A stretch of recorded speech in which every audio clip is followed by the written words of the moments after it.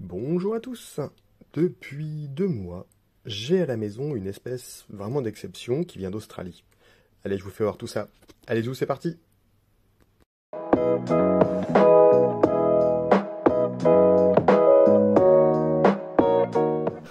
Vous les avez donc sans doute déjà reconnus dans l'introduction, mais l'espèce que je souhaitais vous présenter aujourd'hui est donc Eucophila smaragdina, mais pas la version asiatique, la version australienne.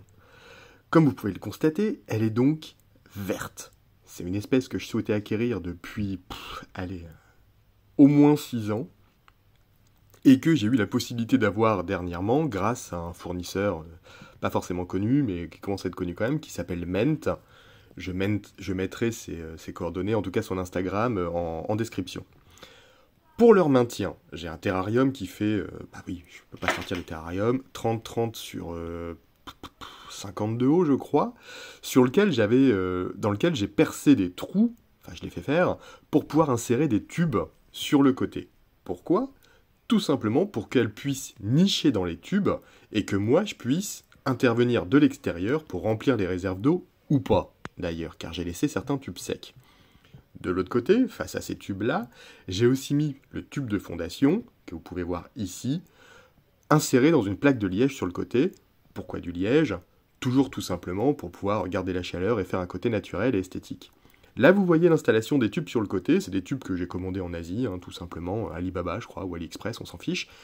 Des tubes du coup que je peux remplir de l'extérieur, tout simplement pour pas déranger les fourmis. C'est des fourmis qui sont très agressives d'une part, et également très sensibles au stress, on va dire.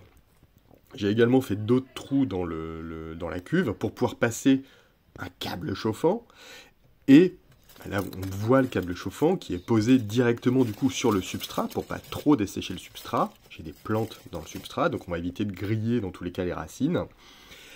Et comme autre système de chauffage, c'est ce qu'on voit aussi là dans le fond, ce que vous voyez là actuellement, une plaque chauffante qui me permet d'assurer en tout cas d'avoir les bonnes températures. C'est une espèce qui nécessite d'avoir de fortes chaleurs. Clairement, la cuve tourne entre 26 on va dire la nuit et 30 le jour. Donc il faut quand même une sacrée turbine. Là, la porte était ouverte et du coup on était à 29. Je venais de vaporiser, d'où le fait d'être à 58% d'humidité. C'est donc une espèce qui est arboricole, qui ne va pas nicher dans le sol, qui est tout simplement magnifique.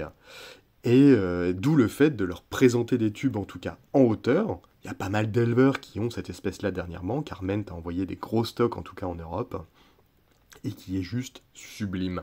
On voit qu'elles font là la technique de l'écartèlement, qui est juste dingue. Enfin, beaucoup de fourmis le font, mais elles, chez elles, c'est très très très visible.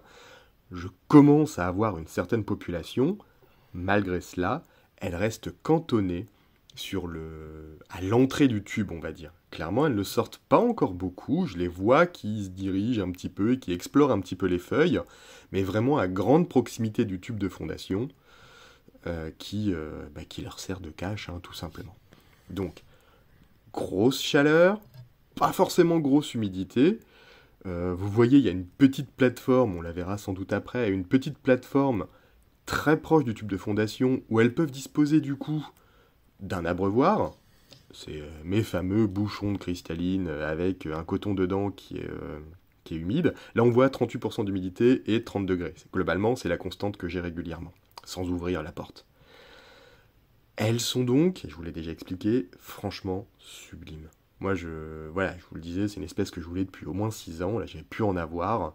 Les prix étaient pas trop déconnants, donc ça m'a permis d'en avoir, on va dire, pas à moindre coût, parce que ça reste relativement onéreux quand même comme espèce. Et il y a aussi, il faut se dire, beaucoup de pertes au départ, car c'est une espèce qui supporte pas trop les voyages. Donc fatalement, t'en achètes 5, si t'en as une qui survit, c'est déjà très bien. On voit, donc elles tissent, là on voit, ce qu'on voit derrière elles en fait, c'est ce qu'elles ont tissé via leurs larves pour faire des compartiments dans le tube. Je vous ai expliqué déjà qu'elles étaient très agressives, il suffit de s'approcher un petit peu du tube pour les voir, je suis désolé de la qualité des images, mais je tremblais un petit peu, pour les voir écarter les mandibules et être prêts à l'attaque, quoi. Je crois que c'est la fourmi gauloise, dans l'une de ses vidéos, où on en voit carrément une projeter de l'acide. Elles me l'ont encore jamais fait ici, mais c'est quelque chose d'assez courant chez elles, surtout quand elles sont très nombreuses et un peu stressées. Comme les autres fourmis, elles ne rechignent jamais, en tout cas les liquides sucrés. Alors après, chez moi, elles acceptent pas mal de choses. Moi, j'ai mon petit mélange au sucré, au sucré classique, hein, on voit dans une précédente vidéo avec du sucre de canne et de l'eau, hein, tout simplement. J'ajoute également un produit dernièrement qui fonctionne très bien, qui est fait par un ami. Je sais pas vraiment ce qu'il y a dedans, mais en tout cas, ça fonctionne du feu de Dieu.